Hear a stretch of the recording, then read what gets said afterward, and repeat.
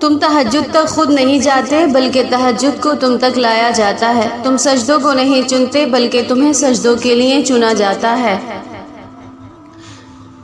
تہجد پڑھا کرو، کوئی ملے نہ ملے رب مل جائے گا۔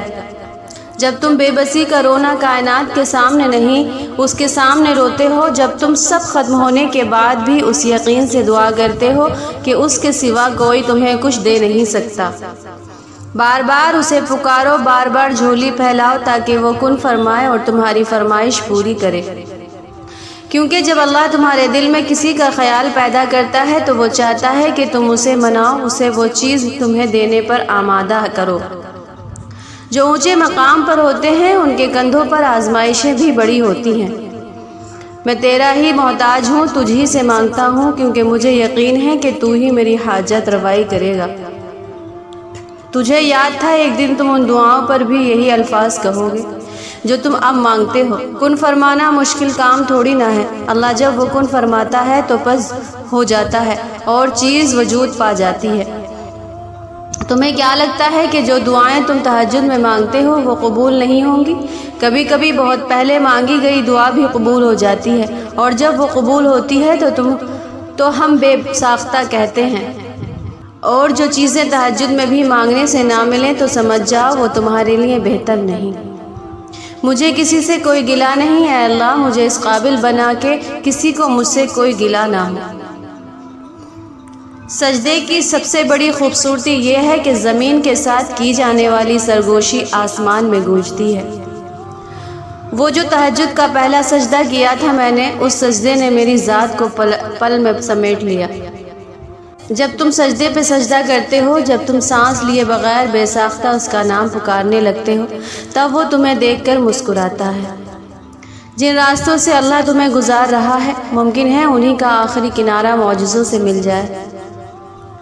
ایک دوسرے کا ساتھ دینے کے لیے کسی مشکل ترین فلسفے کی نہیں بلکہ خوبصورت احساس کی ضرورت ہوتی ہے۔ طوفان آنا بھی ضروری ہے زندگی میں، تاکہ پتہ چلے کون ہاتھ پکڑ کر بھاگ رہا ہے اور کون ہاتھ چھوڑ کر۔ بے زبانوں سے بھی ہمدردی کرنا نہ بھولو، یہ بغیر لفظوں کے دعائیں دیتے ہیں۔ بے فکر ہو جاؤ، اللہ پاک مخلص دلوں کے ساتھ کبھی ناانصافی نہیں کرتا۔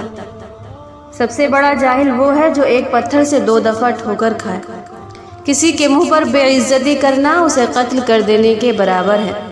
انسان اگر صابر ہو تو اس سے کی گئی ہر زیادتی کا جواب عرش سے آتا ہے۔ تمہارے بعد لوگوں نے تمہارے ذکر سے مارا۔ جب بندہ مخلص ہو تو عزت میرا رب دیتا ہے۔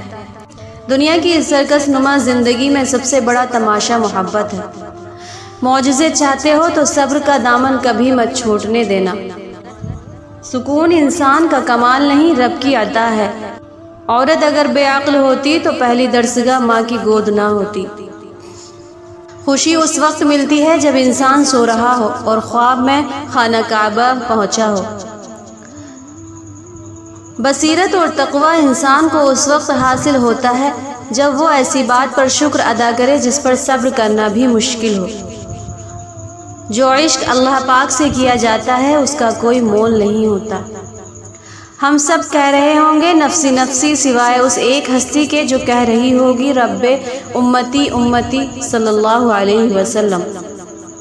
دھوکہ دینے کے 1000 طریقے ہیں، لیکن سب سے گھٹیا طریقہ محبت اور ہمدردی کا دکھاوا کرنا ہے۔ کل کے انسانوں کی سب سے بیسٹ گیم لوگوں کے دلوں اور جذباتوں سے کھیلنا۔ مرنے کے بعد 100 لوگ پوچھیں گے کیسے انتقال ہوا، دوران زندگی کوئی نہیں پوچھتا کیسے جی رہے ہو۔ جب آپ کسی سے سچی محبت کرتے ہیں تو اس کی غلطیاں آپ کے جذبات کو کبھی بدل نہیں سکتی، کیونکہ صرف دماغ ناراض ہوتا ہے لیکن دل پھر بھی پرواہ کرتا ہے۔ اکثر لوگوں کی زندگی خود سے جھوٹ بولنے میں گزر جاتی ہے، جیسے کہ وہ آئے گا، وہ روئے گا، بہت پچھتائے گا، معافیاں مانگے گا، مگر وہ کبھی نہیں آتا، نہ ہی روتا پچھتاتا ہے، پھر معافیاں مانگنا تو بہت دور کی بات۔ امانت صرف چیز یا رقم کی نہیں ہوتی۔ اگر کوئی اپنے جذبات اور احساسات بیان کرے تو اس میں بھی خیانت نہ کرے۔ جانتے ہو عشق کسے کہتے ہیں؟ جب تم کعبے کی زمین میں قدم رکھو اور تمہارا دل پھوٹ پھوٹ کر روئے۔ لوگوں کا بس نہیں چلتا، ورنہ راہ چلتے شخص کو بتائیں کہ ہم تم سے بہتر ہیں۔ اللہ تعالیٰ زندگی کے سب سے زیادہ نا امید لمحوں کو سب سے بہترین لمحوں میں تبدیل کر سکتا ہے۔ کچھ لوگوں سے نفرت نہیں ہوتی، بس ان کی کچھ باتیں سوچ کر ان کو محبت دینا مشکل ہو جاتا ہے۔ حق کے راستے میں سب سے بڑی سختی یہ آتی ہے کہ انسان تنہا رہ جاتا ہے۔ بعض اوقات اتنی تکلیف ہوتی ہے کہ اللہ کے سوا کسی سے بات کرنے کو دل نہیں کرتا۔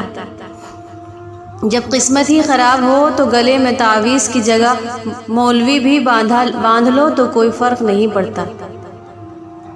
اللہ تعالیٰ سے دعا مانگو تو دعا کی قبولیت پر یقین رکھو، کیونکہ اللہ تعالیٰ غافل، لاپرواہ اور مایوس کی دعا قبول نہیں کرتا۔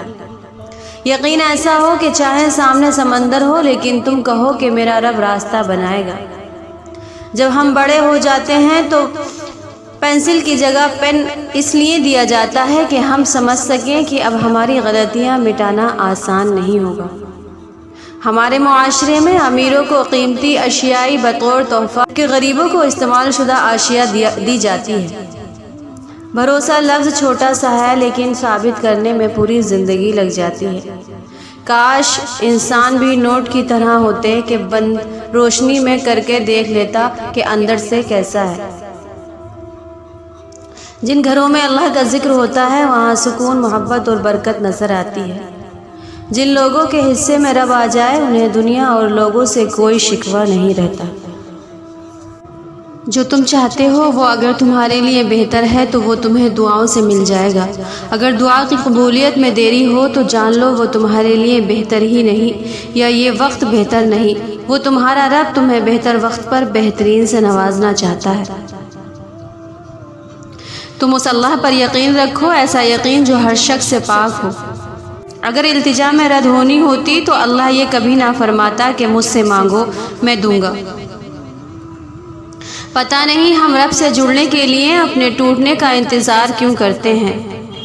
بے سکونی بڑھ جائے تو عبادت کا وقت بڑھا دو اور اللہ سے بات کرو، اپنے دکھ کا مداوا اسی سے مانگو، وہ رحیم و کریم ہے۔ ہم سے حسد کرنے والے بھی کمال کرتے ہیں، محفلیں اپنی سجاتے ہیں، تذکرہ ہمارا کرتے ہیں۔ اور میں نے اپنی زندگی سے یہی سیکھا ہے کہ اللہ سے محبت کر کے کوئی بھی دنیا کی محبت سے خالی نہیں رہتا۔ وہ غنی کر دیا جاتا ہے، مالا مال کر دیا جاتا ہے، اس جہاں کی محبتوں سے بھی، اس جہاں کی محبتوں سے بھی۔ وہ لمحہ موت سے بھی زیادہ تلخی ہوتا ہے جب کوئی صاحب ظرف کسی کم ظرف کا محتاج ہو جائے۔ اللہ ہنساتا ہے تو ہنستے جاؤ، رلاتا ہے تو روتے چلے جاؤ، چیزیں دیتا ہے تو قبول کرو اور واپس لیتا ہے تو راضی ہو جاؤ۔ بڑی سے بڑی اور آسان فقیری یہی ہے کہ ہمیں اللہ کا ہر فیصلہ منظور ہے۔ کبھی کبھی بے حس ہونا پڑتا ہے، دل پر پتھر نہ رکھو تو لوگ پاؤں رکھ کر کچل دیتے ہیں۔